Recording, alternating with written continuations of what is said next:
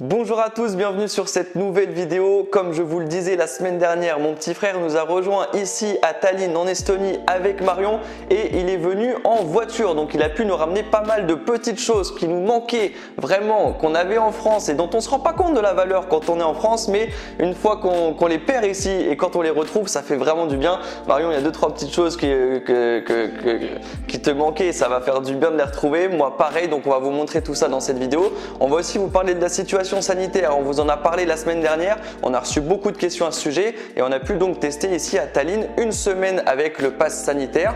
On va vous expliquer au niveau des tests PCR, au niveau des tests antigéniques, au niveau de est-ce qu'on peut manger en terrasse, est-ce qu'on peut manger dans les restos, est-ce qu'on peut aller dans les magasins, est-ce qu'il y a des masques, est-ce qu'il n'y a pas de masques. On va tout vous dire là-dessus parce qu'on a beaucoup de questions et donc vous verrez au cours de cette vidéo toutes ces petites choses qui nous ont manqué en France et qu'on retrouve ici. Intro.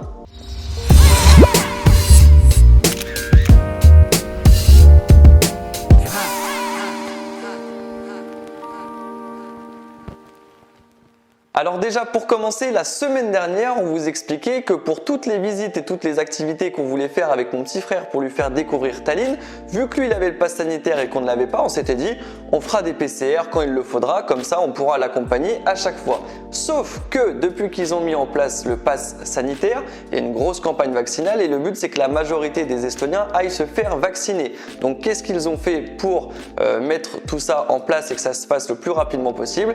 Ils ont mis le test PCR payant et ils l'ont pas mis à un petit coût, ils l'ont mis à une cinquantaine, soixantaine d'euros. C'est-à-dire qu'aujourd'hui, il faut débourser 60 € pour faire un test PCR. Donc honnêtement, ça restreint énormément les activités. Du coup, on n'a pas fait de test PCR pour le coup.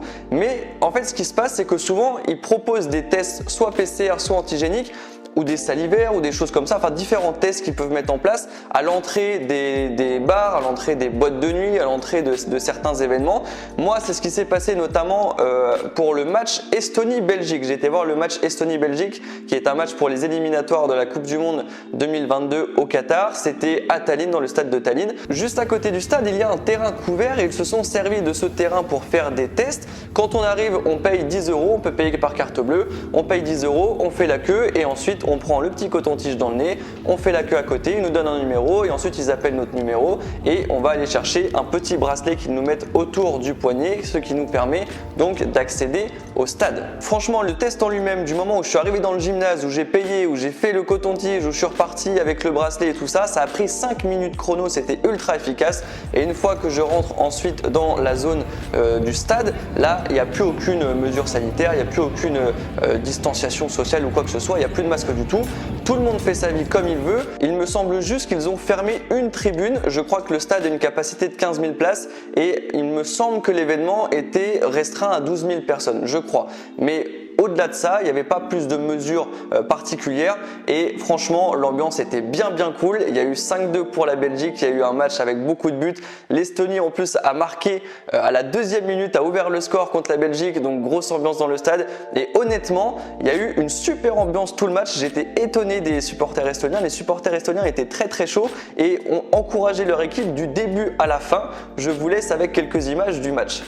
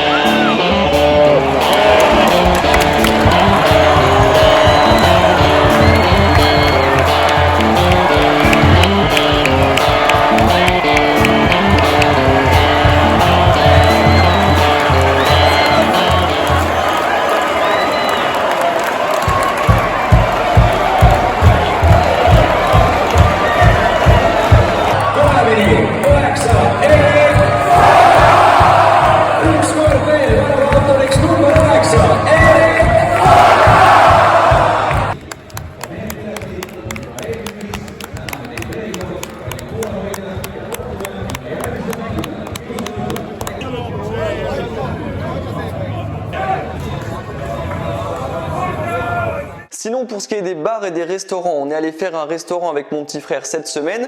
On s'est demandé si on allait pouvoir manger ou pas manger. On s'est posé à une terrasse, on a mangé. La serveuse nous a absolument rien demandé. On n'a pas testé d'aller à l'intérieur parce qu'on n'avait pas de PCR, on n'avait pas de passe, on n'avait rien du tout à part mon petit frère. Donc on s'est posé en terrasse, on a mangé et pour le coup j'ai l'impression qu'il n'y a aucune restriction sur les terrasses parce que la plupart des personnes peuvent manger dehors normalement sans qu'on leur demande rien. Et sinon pour tout ce qui est bar, boîte de nuit, casino ou toute autre activité qu'on peut faire dans ce genre d'établissement, les établissements proposent la plupart du temps des tests sur place comme j'ai pu le faire pour le match. Donc souvent c'est 5 €, 10 €, ça dépend de l'établissement, ça dépend de ce qu'ils fixent comme prix.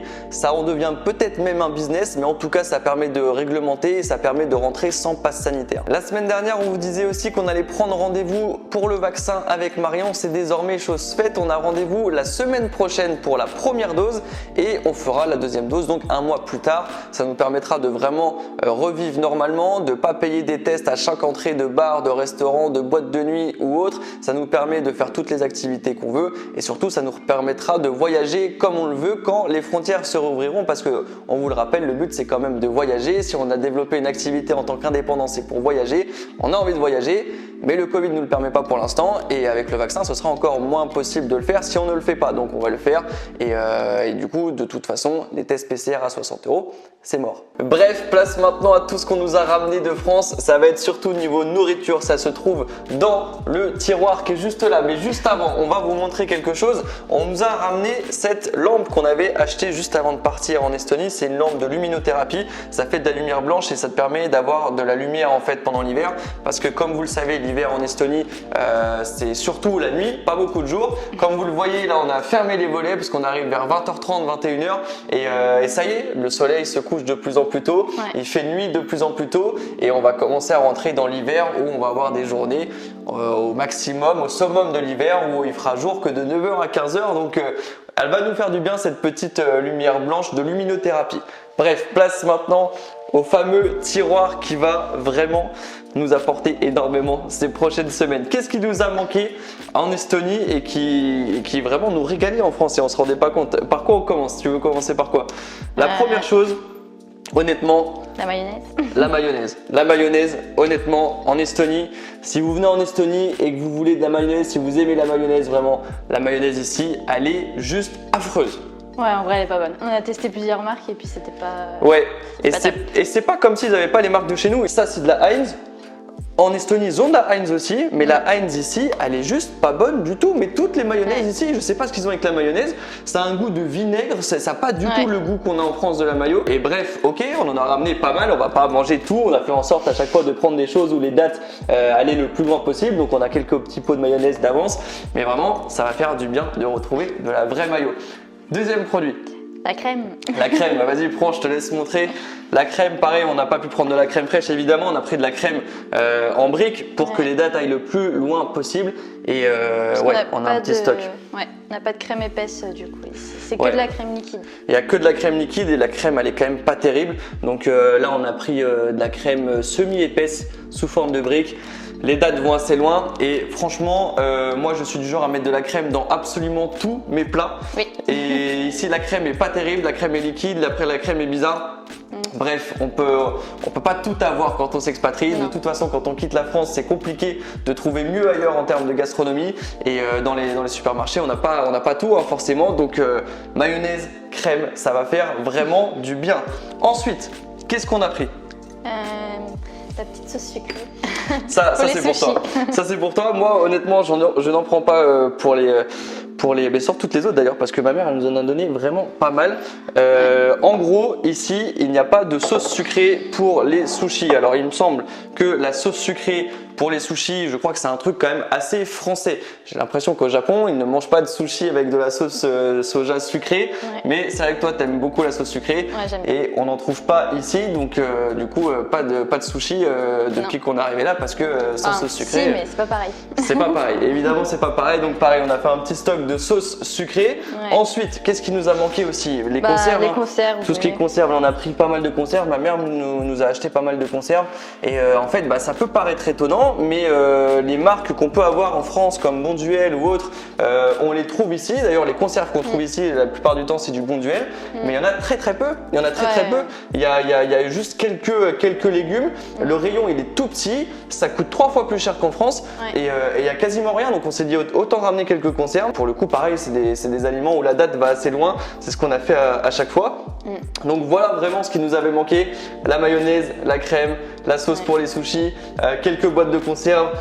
Voilà, c'est pas non plus comme vous le voyez, on peut vivre sans, mais ça fait du bien quand on le retrouve. Sinon, ma mère aussi nous a ramené des produits bretons parce que mes parents ont emménagé en Bretagne cette année.